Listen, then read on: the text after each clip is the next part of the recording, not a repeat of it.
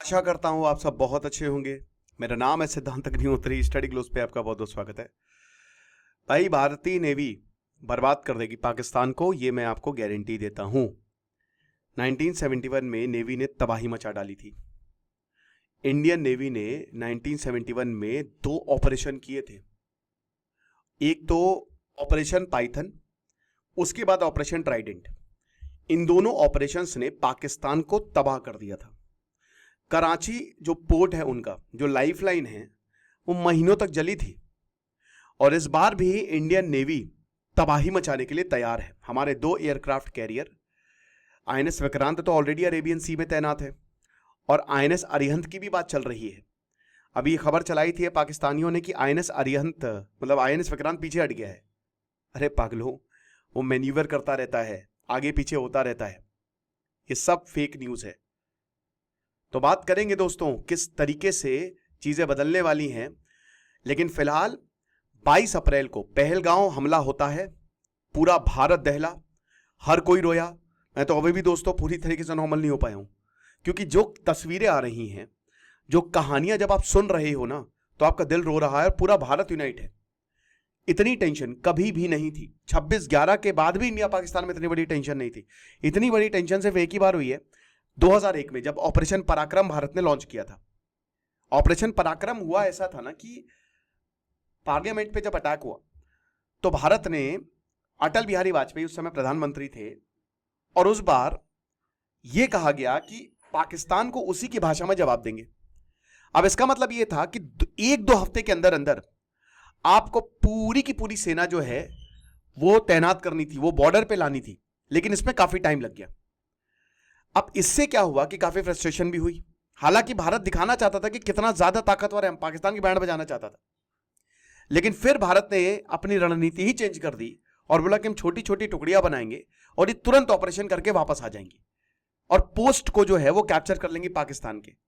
और जैसे ही वो पाकिस्तान के पोस्ट को कैप्चर करेंगी, हम बोलेंगे कि हम इसको तभी छोड़ेंगे जब आप ये आतंकवादी संगठन के हेड को हमको देंगे, उनका सर लाके दीजिए, उनको हमको सौंपिए। बहुत बढ़िया रणनीति थी। लेकिन अभी तक सर्जिकल स्ट्राइक और जो बालाकोट हुआ था, बस यही 2 बार हुआ है जब परमिशन मिली है कि जाइए आप क्रॉस बॉर्डर ऑपरेशन करिए, वरना वो यूनिट्स ऐसे ही बैठे हुए हैं। और पाकिस्तान की बात समझ गया, तो पाकिस्तान ने इसी के वजह से टैक्टिकल न्यूक्लियर वेपन बना लिए। लेकिन हमने भी फिर उसको खत्म करने के लिए, एक तो S-400 सब जो सिस्टम है हमारा, S-400, आकाश और बराक, उसके बाद हमने एक साइबर वेपन बनाया है इजराइल की मदद से। याद रखिएगा कि भले ही हम पहला नहीं मानेंगे, हम पहला कभी नहीं होंगे कि हम न्यूक्लियर अटैक करें, लेकिन फिर अनप्रेसिडेंटेड अटैक होगा हम पे, हमारे ऊपर कोई अगर कोई हमला करता है। और एक ग्रे एरिया भी है कि अगर भारत को पता भी चल गया कि कोई हम पे न्यूक्लियर अटैक करने वाला है, उस पर भी भारत कुछ ना कुछ एक्शंस ले सकता है। तो अब क्या हुआ कि इसके बाद भारत ने 64,000 करोड़ की फ्रांस के साथ तुरंत 26 रफाल मरीन फाइटर जेट्स जो एयरक्राफ्ट कैरियर से उड़ेंगे, उसकी डील हमने साइन की है। रफाल M है ये। और ये क्यों की है? क्योंकि अरेबियन सी पे और बे ऑफ बंगाल, इधर दोनों तरफ खतरा मंडरा रहा है। तो तुम्हारी औकात दिखाने के लिए हम रफाल को वहां पे तैनात करेंगे। 28 अप्रैल को ये डील जो है वो फाइनलाइज हुई। एक वर्चुअल मीटिंग हुई थी। इसमें टेक्नोलॉजी शेयरिंग भी होगी। डेसॉल्ट एविएशन, फ्रांस की कंपनी, ये टेक्नोलॉजी भी भारत को देगा कि आप किस तरीके से अपने घर में रफाल बना लेंगे। और इसमें आईएनएस विक्रांत में है, ठीक है। ये भारत ने ही बनाया है एयरक्राफ्ट कैरियर, 2022 में इसको कमीशन किया। भारत के पास अभी 2 एयरक्राफ्ट कैरियर हैं, तीसरा भी बनने वाला है। तो ये बहुत बड़ा डिफेंस एक्विजिशन है। और इसमें अरेबियन सी में ऑपरेशंस और तेज होंगे। नेवल ब्लॉकेट कर देंगे, मार दे गोली केहू ना बोली। भारत, आपको पता है कि लश्कर तैयबा ने TRF को बनाया था, द रेजिस्टेंस फ्रंट, और जैश ए मोहम्मद का वो फासिस्ट मूवमेंट है, ठीक है, उसकी अलग है, उसका अलग। ये क्यों रेजिस्टेंस और फासिस्ट क्यों? क्योंकि बहुत सारे ऐसे भारत में भी ग्रुप हैं जो एंटी इंडिया हैं, उनको भी अट्रैक्ट करने के लिए कि हम किसके खिलाफ काम कर रहे हैं, हम तो फांसीवादी सरकार के खिलाफ काम कर रहे हैं, हम तो रेजिस्टेंस दिखा रहे हैं। बहुत ही सोची समझी साजिश के तहत लश्कर तैयबा ने फ्रंट बनाया है, ताकि लश्कर तैयबा से पल्ला भी झाड़ सके कि भैया हमारा कोई लेना ही देना नहीं, और पूरी दुनिया को बता सके। लेकिन यह दांव उल्टा पड़ गया, बुरी तरीके से उल्टा पड़ गया। दोस्तों आपका दांव कोई उल्टा नहीं पड़ेगा, क्योंकि आज आखिरी दिन है पर्सनालिटी डेवलपमेंट और चाणक्य नीति के कोर्स को अवेल करने का। फाइनली आज हम ये कूपन कोड, क्योंकि आज 30 अप्रैल भी है, इस कूपन कोड को खत्म करेंगे। तो डिस्क्रिप्शन कमेंट बॉक्स में लिंक दिया है। 50 किताबों का रिव्यू, 25 लेक्चर्स, 30 से ऊपर घंटे, आपकी जिंदगी बदल जाएगी। तो राफेल एम एक 4.5 जनरेशन एयरक्राफ्ट है। जितनी जनरेशन ऊपर बढ़ती जाएगी उतना ही जबरदस्त, ठीक है ना। और ये कॉम्बैट प्रूवन फाइटर जेट है, इसको लड़ाई में यूज किया गया है। न्यूक्लियर वेपन आप इस पर लगा सकते हो और एयरक्राफ्ट कैरियर से छोड़ सकते हो। तो अभी आपको पता है कि भारत के पास 2 स्क्वाड्रन है राफेल एयरक्राफ्ट। हमने 2016 में लगभग 60,000 करोड़ की एक डील साइन की थी, ठीक है ना। और बता दूं कि ये आईएनएस विक्रांत और आईएनएस विक्रमादित्य दोनों ही एयरक्राफ्ट कैरियर से इसको दागा जा सकता है। ये चीज है। अब इसमें क्या क्या आएगा, अभी जो डील साइन हुई है, हालांकि इसको सीसीएस ने, कैबिनेट कमेटी ऑन सिक्योरिटी, आज मीटिंग भी थी 11 बजे सुबह, 2023 में इसको अप्रूव कर दिया था। और कॉन्ट्रैक्ट में 22 सिंगल सीटेड राफेल एमजेट्स है। फिर उसके बाद 4 ट्विन, जो 2 सीटें होती हैं, ठीक है ना। एक राफेल में there will be only 1 seat, आपने देखा होगा कि उसमें एक ही पायलट बैठेगा, और 4 ट्विन सीट ट्रेनर्स, ठीक है, वो भी होगा। तो यानी कि टोटल 26। फिर उसके बाद वेपन सिस्टम है, इक्विपमेंट्स और स्पेयर्स हैं, मेंटेनेंस सपोर्ट भी देंगे। जैसे जो हम पाकिस्तान के पास F-16 है, अभी तक उसने GF-17 ही, जो चाइना ने फाइटर्स दिए है, वही अभी तक तैनात किए हैं। F-16 को उसने अपने बिल से नहीं निकाला, क्योंकि उसको पता है कि यही F-16 है, इसकी सर्विसिंग करने कोई आएगा नहीं, है ना। वो क्या कार भैया लास्ट में निकालेंगे, भले कोई भी फटीचर कार हो। उनका 1980 3rd जनरेशन एयरक्राफ्ट है जो अमेरिका ने दिया था, और अभी अमेरिका ने उसके लिए मिलियंस ऑफ डॉलर्स दिए हैं। ठीक है, चलो हम सर्विस करने आ जाएंगे, क्योंकि एयरक्राफ्ट की सर्विस भी तो होगी, जो कंपनी बनाती है वही सर्विस करेगी। कहते हैं ना कि हाँ भैया सर्विस कंपनी से ही करवाएंगे। डिलीवरी जो है वो 5 साल बाद शुरू होगी, अभी नहीं आएगी, लेकिन हो सकता है अभी हो भी जाएगी, डोंट एवर नो। तो ये कुछ स्पेसिफिकेशंस है, आप देख सकते हैं। जो राफेल है इस समय का सबसे उत्तम एयरक्राफ्ट है ये, ठीक है, जो फ्रांस ने बनाया है। ओके, तो अब इसमें एयर डिफेंस रिकॉग्निशन कि एकदम रेकी करने के लिए भी यूज हो सकता है, न्यूक्लियर डेटरेंस, न्यूक्लियर मारने के लिए और न्यूक्लियर से बचाने के लिए भी। एक बार टारगेट लॉक किया, बोला कि बहावलपुर में जो जैश ए मोहम्मद का हेडक्वार्टर है वहां पे मारो, तो वहीं जाके गिरेगी मिसाइल। ऐसी प्रिसीजन स्ट्राइक्स है। एयर सपोर्ट के लिए भी यूज होगा। एंटी शिप अटैक्स की कोई ऐसा हुआ कि शिप पे सीधा आपके एयरक्राफ्ट कैरियर पे हमला करेगा, उसके लिए भी राफेल यूज होगा। और बीच में ही फ्यूल कर देगा ये। रिफ्यूलिंग की बहुत आवश्यकता होती है, फ्यूल बहुत ज्यादा खर्च होता है राफेल में, तो मिड एयर फ्यूलिंग कर देगा। और कॉम्बैट रेंज कितनी है, 2000 किलोमीटर तक। मिशन के ऊपर डिपेंड करता है, और वैसे भी आपको बता दूं ये स्पेसिफिकेशन कम ही दिखाई जाते हैं।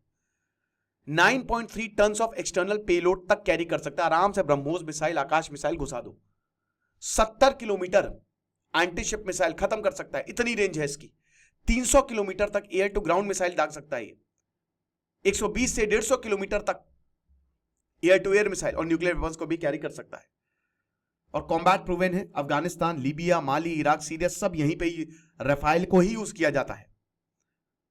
और अभी France, Egypt, Qatar, India, Greece, Croatia और यूएई, और ग्रीस, भारत, अल्बेनिया, साइप्रस और इजराइल। भारत एक नया अलायंस बना रहा है दोस्तों, क्योंकि हमास जो है वो अपने पैर पसार रहा है। टर्की जो है वो मदद दे रहा है पाकिस्तान को। हालांकि वो अभी खबर झूठी थी जो बोला था कि टर्की से एयरक्राफ्ट आया पाकिस्तान को। आप बोलेंगे सर आज डिजिटल बोर्ड पे क्यों नहीं, यार कुछ वजह से मैं कहीं बाहर आ गया, तो इसलिए मैं स्मार्ट बोर्ड पे आज लेक्चर नहीं ले पाया, एक ही लेक्चर दिया। तो American made Boeing FA-18E super hornet, ठीक है ना, इसको भी हरा दिया राफेल ने। राफेल एम जो था, समझ रहे हैं आप। एवियोनिक्स, सिमुलेटर्स और म्यूनिशंस, ये लॉजिस्टिक को सिंप्लीफाई कर देते हैं, और जॉइंट ऑपरेशन जो कि एयर और नेवल फोर्सेस करेंगी उसको फैसिलिटेट कर देते हैं। मतलब एक तरीके से मान के चलिए कि एक तो आप इसका जो ये इंटीग्रेटेड है ना, इनका जो टेक्नोलॉजी है वो प्रॉपर इंटीग्रेटेड टेक्नोलॉजी है। आप आसानी से टारगेट को लॉक कर सकते हैं, उसको डिटेक्ट कर सकते हैं, लगा सकते हैं, इसमें कोई मिसमैच नहीं होगा। मिसाइल लगा सकते हैं और जॉइंट ऑपरेशन हो सकता है एयर से भी, नेवल फोर्सेस से भी। भारत भी twin engine deck based fighter बना रहा है। अब टेक्नोलॉजी शेयरिंग होगी तो ये और अच्छी बात है। जो भी कैपेबिलिटी गैप्स है राफेल उसको एड्रेस करेगा। अप्रैल फ्रांस और इंडियन नेवीज में, फ्रांस और इंडियन नेवी ने, फ्रेंच नेवी और इंडियन नेवीज ने वरुण 2024, वरुण आपको पता है भगवान वरुण वायु के भगवान है, एयर मतलब हवा के भगवान है। तो ज्वाइंट नेवल एक्सरसाइज अरेबियन सी में की थी, जिसमें राफेल एम और भारत के मिग 29 के थे। भारत के पास है सुखोय है, मिग है, भारत के पास राफेल है भारत के पास। भारत बढ़िया है एयरफोर्स भारत की, इसकी आधी है पाकिस्तान की एयरफोर्स। तो डिफेंस ड्रिल्स करता है, तगड़े तरीके से करता है, और ये फ्रांस में ही जो है वो एक्सरसाइज हुई भी थी। इस समय जो भारत का सबसे बड़ा आर्म सप्लायर वो फ्रांस बन गया, पहले रशिया था 2020 से पहले तक। लेकिन अभी हम फ्रेंच मिलिट्री हार्डवेयर, अब इसमें कोई हमको रशिया से दुश्मनी नहीं है, हम रशिया से भी खरीद रहे हैं, अमेरिका से भी खरीद रहे हैं, लेकिन सिंपल सी बात है जिसका प्रोडक्ट अच्छा है हम उसको ही खरीदेंगे। जेट और हेलीकॉप्टर इंजन डेवलपमेंट में भी दोनों नेशन एक दूसरे की हेल्प कर रहे हैं। दोस्तों 2030 तक आप मान के चले कि भारत राफेल जैसे एयरक्राफ्ट बनाने लगेगा। हालांकि हमने थोड़ा लेट कर दिया है, हम ये पहले ही कर सकते थे, लेकिन कोई बात नहीं, देर है दुरुस्त है। उसके बाद हमारे पास सबमरीन में 6 स्कॉर्पियन, जो प्रोजेक्ट 75 के अंदर हम 6 स्कॉर्पियन क्लास सबमरीन, वो भी हम जो है वो डेवलप कर रहे हैं। भारत के पास अगर हम मैरीटाइम स्ट्रेंथ की बात करें 130 वॉरशिप्स हैं, 150 एयरक्राफ्ट, 130 हेलीकॉप्टर्स हैं, और नेवी ने अभी 31 वॉरशिप सपोर्ट दिया है, सरकार पैसा देगी, एक्वायर करेगा। चाइनीज नेवी, चाइना के पास इस समय 360 वॉरशिप, और सबमरीन में हम कहीं ना कहीं पीछे छूट जाते हैं, लेकिन वो भी हम प्रोजेक्ट 75 के तहत हम सबमरीन बना रहे हैं, ऐसी कोई दिक्कत की बात नहीं है। 2030 तक यहां पे चाइना के पास 435 जो है वो वॉरशिप्स और सबमरीन्स होंगे। पाकिस्तान के पास अभी 50 वॉरशिप्स है, बहुत कम है, एक भी एयरक्राफ्ट कैरियर नहीं है, और ज्यादातर वो चाइना नहीं दी हुई है और पुराने के जमाने की है, वो अभी नए जमाने की नहीं है, पैसा ही नहीं है इतना। और जो भी पाकिस्तान के पास है वो चाइना की ही देना, इनका न्यूक्लियर प्रोग्राम भी, ये हिसाब किताब है।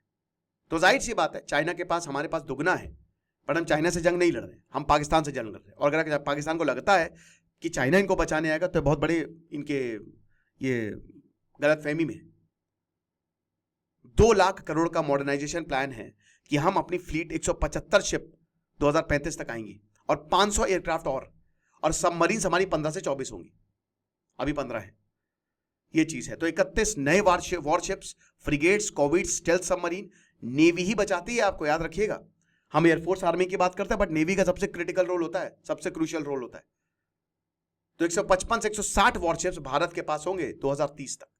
तो भारतीय नेवी तैयार है, बैंड बजा देगी। खुश रहिए, पढ़ते रहिए। दिस इज सिद्धांत अग्निहोत्री साइनिंग ऑफ।